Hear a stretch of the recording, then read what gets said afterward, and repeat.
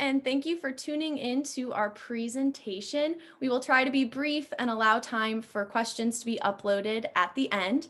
There are three of us presenting today. My name is Karissa Hagar, and I am a senior elementary and special education major at Messiah University. Presenting along with me is Alyssa Amels. She is also a senior at Messiah University, seeking certification in elementary and special education. We are presenting alongside our professor, Dr. Melinda Burchard. She is an associate professor of special education at Messiah. This study was initiated in response to 5 overlapping regulations and practices. First, the Individuals with Disabilities Education Act, commonly known as IDEA, has 2 practices: free and appropriate public education, FAPE, which provides children with disabilities the opportunity to receive an education individualized to meet their needs at no cost to their family. Second, for children who are at the transition age, IDEA requires that educators plan for the student's transition to success beyond high school, focusing specifically on their employment, post-secondary education, and their independent living. In 2017, the Andrew F. Supreme Court case tested FAPE, and one result that came of that case was a stronger emphasis on the substance of the IEP and strengthened the ambitiousness of the exceptions for children even with more severe disabilities. Next, co-teaching is identified as one high-leverage practice for delivery of specially designed instruction. When co-teaching is used as a means to deliver FAPE, both co-teachers must be active in that collaboration, and the educator should record documentation for how the FAPE is delivered. The Every Student Succeeds Act, ESSA, promotes success toward college and career after the K-12 experience. In our own state of Pennsylvania, PA Act 158 of 2018 promotes future readiness with various experiences across elementary, middle, and high school. Also, there is a push across the nation to promote financial literacy. The National Finance Capability Study noted, Americans demonstrate relatively low levels of financial literacy and have difficulty applying financial decision-making skills to real-life situations. 21 states require training students in financial literacy or personal finance. 45 states requires content standards addressing financial literacy or personal finance. Logically, special educators should anticipate that courses in personal finance may be strong options to support high school students with disabilities in preparing for independent living. Therefore, special educators should prepare for successful co-teaching in personal finance content. So to appropriately address these overlapping regulations and practices, a course was revised. This course, Strategies for High Incidence Disabilities, is required for all pre-service teachers pursuing teacher certification in special education, grades pre-K through 12th grade. The Math Interventions module was revised with strong emphasis in personal finance. This study in the scholarship of teaching and learning was launched with 2 purposes. First, to investigate effectiveness of instruction on outcomes of knowledge and skills in personal finance. And second, to investigate interactions between self-efficacy for interventions, knowledge and skills in personal finance, and quality of lesson design in personal finance. Going into the study, we hypothesized that the instructional unit on personal finance will improve the knowledge of personal finance, and that there will be interactions between self-efficacy, knowledge of personal finance, and quality of lesson design to co-teach personal finance. After review from the Institutional Review Board, students were recruited from class participants and inclusion-exclusion criteria were applied. We used a mixed methods design with both quantitative and qualitative data and analysis. The instructional unit started with a pre-assessment of knowledge as well as a survey of career interests and choices for employment. Instruction specifically addressed most common basic concepts of financial literacy. During the unit, students participated in a budget game based upon their employment preferences. It was sort of like a game of life. At the conclusion of the unit, students designed a video teaching one narrow concept of financial literacy or personal finance, and took a post-test of knowledge that was exactly the same as the pre-test. Students also responded to a virtual discussion prompt about learning. We used various instruments, both quantitative and qualitative. The first was for pre and post assessment. We used the multi-tiered instruction self-efficacy scale, or MTI-SES. Previous studies have shown that scale to work well for both in-service and pre-service teachers to assess their professional development needs for RTI practices or multi-tiered systems of support practices. It also works well to measure gains in response to training about interventions in multi-tiered practices. We used the overall self-efficacy scale score, as well as 5 of the subscale scores. There are 6 total subscales in that. One did not apply to this study. The 5 subscales we used were the evidence-based solutions, data-driven decision-making, engaging learners, implementing interventions, and collaboration. We also used a pre and post assessment of personal finance knowledge, a simple quiz with 18 multiple choice questions. Content-wise, 7 of those questions were about budgeting, 3 about saving, and 5 were about keeping good records and maintaining your credit scores. At the reasoning level, 9 were at the declarative level, asking for a term or definition. 5 were at the application level to a simple scenario, and 4 involved more sophisticated problem solving. For the teacher's budget game, students compiled an Excel spreadsheet with the 40 different incidences of income or expenses, and we'll talk more about that later. And then they also participated in a discussion board reflection of that experience. Students demonstrated their skills by signing up for a narrow topic of personal finance and recording an instructional video. And then we did practice qualitative coding of the discussions.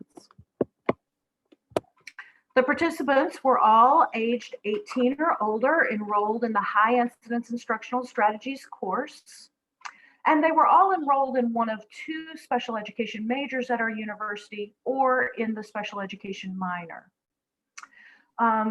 We originally planned to combine 2 cohorts of students, but with pandemic-related differences in instruction, we were not able to do so.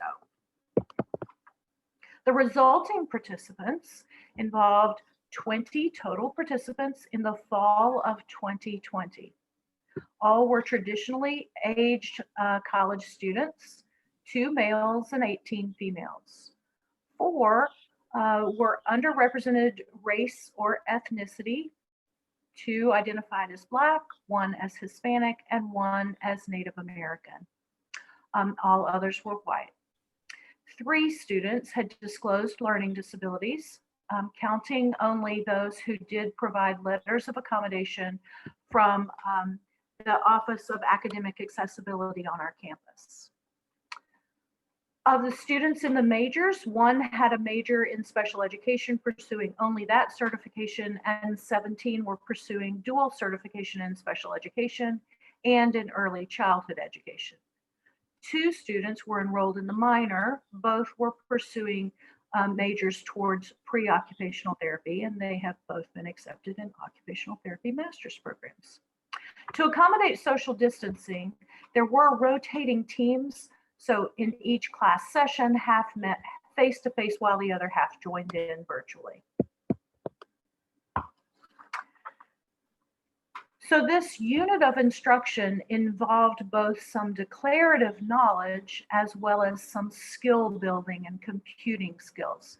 So the declarative knowledge, the things they learned about, involved perspectives of poverty, how some of the models of personal finance are really built for those with the flexibility of middle class and higher, and don't work so well for individuals who are just living paycheck to paycheck. And then we continued with content, knowledge content about budgeting and various models for that. debt management, various models for that, savings options, different kinds of insurance, credit scores, what those mean and how to improve them, tax records to keep, and methods of financial security. For the skill building for computing, we worked on various skills to compute budgets in various priority categories, to compute your net worth, for debt payment strategies, how to compute compounding interest, and we gave a lot of emphasis to translating various scenarios into word problems, then actually identifying what that problem was asking you to do. This gave us a little bit of practice applying skills that we had learned in earlier in our math unit about naming what the problem was asking you to do. This slide shows an example of one of the personal finance scenario questions. Meg and Alex are planning a monthly budget for their retirement. Meg earns $1,000 per month from retirement. She earns an extra $726 each month from her 401k. Alex earns $12,600 per year after taxes from an annuity. What will they earn each month altogether? So in this, we were asking students to identify what is the problem actually asking you to do. So in this case, the students first needed to translate Alex's annual income into a monthly income so they could then combine Alex's income with Meg's monthly income. That just gives you a little bit of an idea of some of the things we did. For the budgeting game, students first had some choices of what type of job they wanted. If they wanted to choose to be a teacher, they could choose urban, rural, or suburban placements. And they could also choose a job as a museum educator or as an occupational therapist. Then they made choices about housing, transportation, and the types of employment benefits they wanted. Each student then received an HR letter from me, the instructor, recording those choices so they wouldn't forget the choices they had made and helping them remember what their net pay would be, even counting the taxes that would come out of their pay. Then they engaged in the gameplay. There were 40 different events. So for each event, they needed either to roll a die or flip a coin. And for each event, if they got an odd number in the roll of the die, or heads or tails, they had a different choice. And each event was either an expense or an income. Expenses included things like medical emergencies, rent, groceries, loan payment, transportation. Incomes included things like their paycheck, a gift they might receive, relief funds, even finding money in their car. And then they recorded a spreadsheet of their expenses and incomes. And on this slide, you see some of the examples of the events that they experienced. We even made this very current, including the relief fund from COVID. We got some interesting quantitative results. First, the correlations. There was a strong statistically significant correlation between lesson quality and gains in self-efficacy for data-driven decision-making. There was also correlations between lesson quality and all 5 of our subscale components for post-self-efficacy. Engagement of learners, data-driven decision-making, finding and evaluating evidence-based solutions, monitoring interventions, and overall self-efficacy for multi-tiered instructional practices. So all of those correlations were well above what would be considered statistically significant at 0.30, and all had significant p-values. Most surprising to us is that even with this small sample size, we did find an effectiveness result. The instructional unit was effective in increasing personal finance knowledge for this group of pre-service teachers. And so when we computed the pre-test and post-test results, we found an effectiveness in gains from pre-test to post-test of personal finance knowledge with a Cohen's d of 1.14, which is a very large effect size, and a p-value of less than 0.05. In other words, the instructional unit about personal finance did result in a very large, statistically significant gain from pre-test to post-test of knowledge about personal finance, a Cohen's d of 1.14. And just as a reminder, effect sizes larger than 0.5 are considered large. So just to cap what we learned about the quantitative results, the pre-service teachers did respond effectively to training about personal finance. Given the small sample size, this was unexpected and encouraging for the value of such a unit to prepare pre-service special educators to teach this content. The strong correlations between factors of self-efficacy and the quality of the lesson about personal finance could be more generally indicative of the importance of self-efficacy of the student in actually demonstrating a lesson, designing a lesson, and actually delivering it. Since gains in self-efficacy occurred across the entire semester, the strong correlation between gains in self-efficacy for data-driven decision-making and the quality of the lesson about personal finance could actually reflect growth in response to the entire program, not just this course or this very unit. For example, most of the students, all of the students in the major, were taking a concurrent math methods course. And each student in that course engaged in a data-driven intervention project with a small group of primary grade learners. Next, we're going to talk about the qualitative processes and themes. So after analyzing the information that we received, we were able to narrow the categories down into 3 common themes that were consistently seen across the board.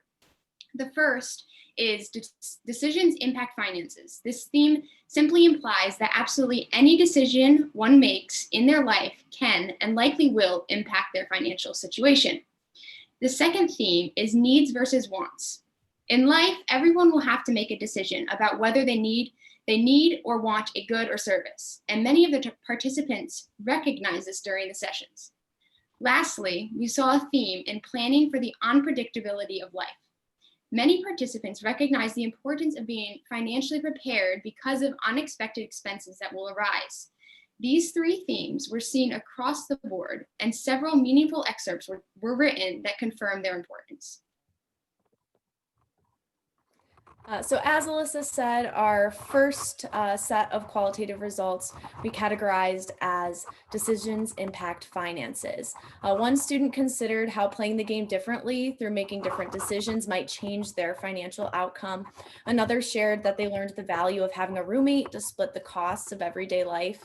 A student also expressed that the game made them realize how many withdrawals there are in comparison to deposits in their account.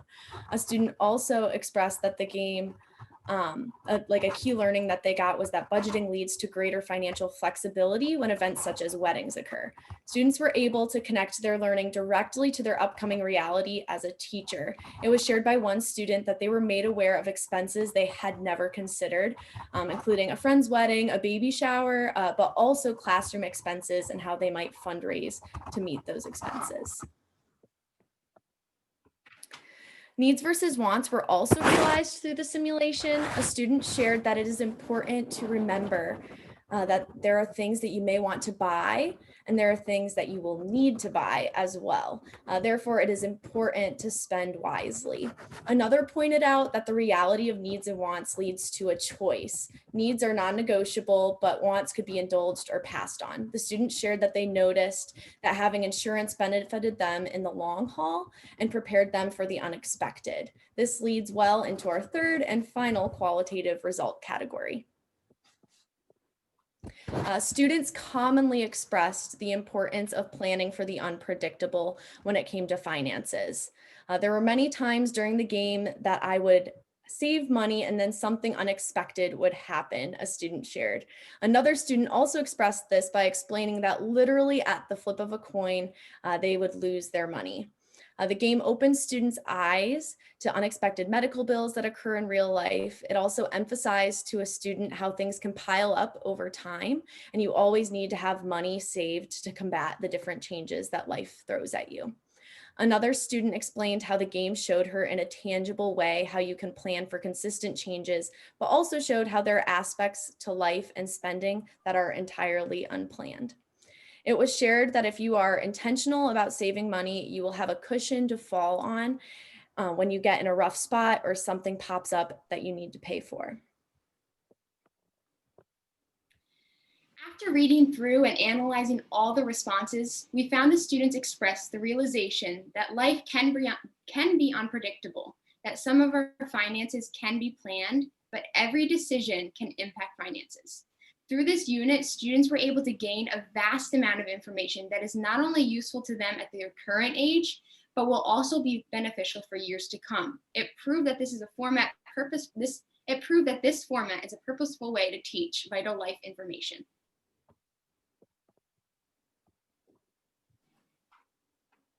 So there are certainly quite a few limitations to this study.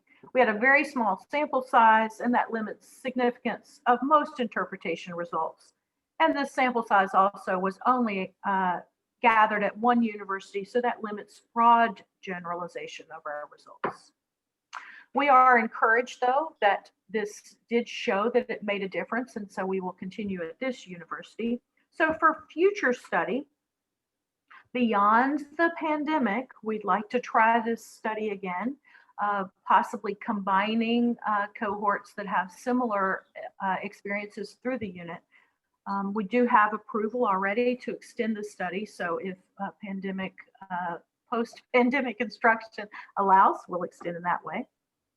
We are making some program improvements, and hopefully students in the future will be better prepared to co-teach for personal finance. Also, post-pandemic, we have an agreement with some area high school teachers who teach personal finance who are welcoming, instead of the video, to have students come co-teach in their actual classrooms. We've used various citations. Here's the first citation slide and the second citation slide. We invite you to type any questions you have into the chat function at CEC for our presentation. And if you think of some after the CEC conference, you're also welcome to email me at mburchard@messiah.edu. We thank all of you for attending our presentation.